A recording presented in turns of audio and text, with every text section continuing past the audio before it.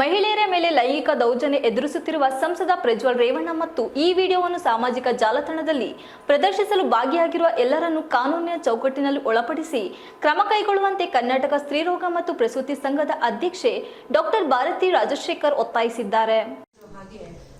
ಶಾಸಕ ಸಂಸದ ಪ್ರಜ್ವಲ್ ರೇವಣ್ಣ ಮತ್ತೆ ಅವರ ಒಂದು ಲೈಂಗಿಕ ಹಗರಣದ ಬಗ್ಗೆ ದೇಶದಾದ್ಯಂತ ವಿದೇಶದಲ್ಲೂ ಸಹ ಪತ್ರಿಕಾಗೋಷ್ಠಿಯಲ್ಲಿ ಮಂಗಳವಾರದಂದು ಮಾತನಾಡಿ ಸಂಸದರಾದ ಪ್ರಜ್ವಲ್ ರೇವಣ್ಣ ಅವರ ಲೈಂಗಿಕ ಹಗರಣ ಕುರಿತು ದೇಶಾದ್ಯಂತ ಮಾತಾಗಿದೆ. ಜಿಲ್ಲೆಯಲ್ಲಿ ಈ ರೀತಿಯ ಲೈಂಗಿಕ ಹಗರಣ ನಡೆದಿರುವುದು ತುಂಬಾ ನೋವಿನ ಸಂಗತಿ, ಸಮಾಜಕ್ಕೆ ಕೆಟ್ಟ ಸಂದೇಶವನ್ನು ಸಾರಿದೆ ಎಂದರು. ಸಂತ್ರಸ್ತ ಮಹಿಳೆಯರ ವಿಡಿಯೋಗಳನ್ನು ಗೌಪ್ಯವಾಗಿ ಇಡದೆ ಸಾಮಾಜಿಕ ಜಾಲತಾಣಗಳಲ್ಲಿ ಹರಿಬಿಟ್ಟಿರುವವರ ವಿರುದ್ಧ ಕಠಿಣ ಕ್ರಮ ಕೈಗೊಳ್ಳಬೇಕು ಎಂದು ಒತ್ತಾಯಿಸಿದ ಅವರು, ಮಹಿಳೆಯರು ತಮ್ಮ ಮೇಲಾಗಿರುವ ದೌರ್ಜನ್ಯವನ್ನು ಮೆಟ್ಟಿ ನಿಲ್ಲಬೇಕು, ಅವರಿಗೆ ಆತ್ಮಸ್ಥೈರ್ಯ ತುಂಬುವ ಕೆಲಸವನ್ನು ನಾವು ಸಹ ಮಾಡಲಿದ್ದೇವೆ ಎಂದರು.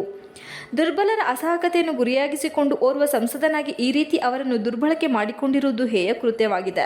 ರಾಜಕೀಯ ಪ್ರಭಾವವನ್ನು ಬಳಸಿಕೊಂಡು ಈ ರೀತಿ ಮಾಡುವಂತಹ ಪ್ರತಿಯೊಬ್ಬರಿಗೂ ಪಾಠವಾಗಿ ಎಸ್ಐಟಿ ತನಿಖೆ ನಡೆಸಿ ಶಿಕ್ಷೆ ವಿಧಿಸಬೇಕು ಎಂದು ಮನವಿ ಮಾಡಿದರು. ಹಾಸನ ವೈದ್ಯಕೀಯ ಸಂಘದ ರಾಜ್ಯ ಮುಖಂಡರಾದ ಡಾಕ್ಟರ್ ಸಾವಿತ್ರಿ ಅವರು ಮಾತನಾಡಿ, ಇಂತಹ ದೌರ್ಜನ್ಯದ ಘಟನೆಯಿಂದ ರಾಜ್ಯದ ಮಹಿಳೆಯರು ಸಾಕಷ್ಟು ವಿಚಲಿತರಾಗಿದ್ದಾರೆ.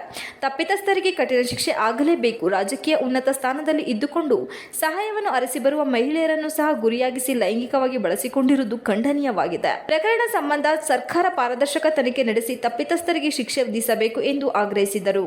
ಪ್ರಕರಣದಲ್ಲಿ ಸಿಲುಕಿರುವ ಹಲವು ಮಹಿಳೆಯರು ತಮಗಾಗಿರುವ ಶೋಷಣೆಯನ್ನು ಹೇಳಿಕೊಳ್ಳಲು ಆಗುತ್ತಿಲ್ಲ. ಈ ವಿಚಾರದಲ್ಲಿ ಹೆಣ್ಣು ಮಕ್ಕಳು ಮಾನಸಿಕ ಆಘಾತಕ್ಕೆ ಒಳಗಾಗಿದ್ದು ವಿಕೃತ ಕಾಮುಕ ವಿರುದ್ಧ ಕಾನೂನಿನಡಿ ಕಠಿಣ ಶಿಕ್ಷೆ ಆಗಬೇಕು ಎಂದು ಆಗ್ರಹಿಸಿದರು. ಪತ್ರಿಕಾಗೋಷ್ಠಿಯಲ್ಲಿ ಸ್ತ್ರೀರೋಗ ಸಂಘದ ಅಧ್ಯಕ್ಷೆ ಡಾಕ್ಟರ್ ರಂಗಲಕ್ಷ್ಮಿ, ಅನನ್ಯ ಟ್ರಸ್ಟ್ ಅಧ್ಯಕ್ಷೆ ಕೆಟಿ ಜಯಶ್ರೀ, ಹಾಸನ ಕ್ಲಬ್ ಕಾರ್ಯದರ್ಶಿ ಕಲಾ ನರಸಿಂಹ, ಶ್ರೀ ಆದಿಚುಂಚನಗಿರಿ ಒಕ್ಕಲಿಗರ ಮಹಿಳಾ ಸಂಘದ ಜಂಟಿ ಕಾರ್ಯದರ್ಶಿ ವಾಣಿ ನಾಗೇಶ್ ಇತರರು ಉಪಸ್ಥಿತರಿದ್ದರು. ನಮ್ಮ ದೇಶದ ಆರ್ಥಿಕತೆಯೂ ಕೂಡ ಹಿಂದೆ ಬರ್ಬೋದು ಅನ್ನೋದು ನಮ್ಗೆ ಅನ್ಸೋ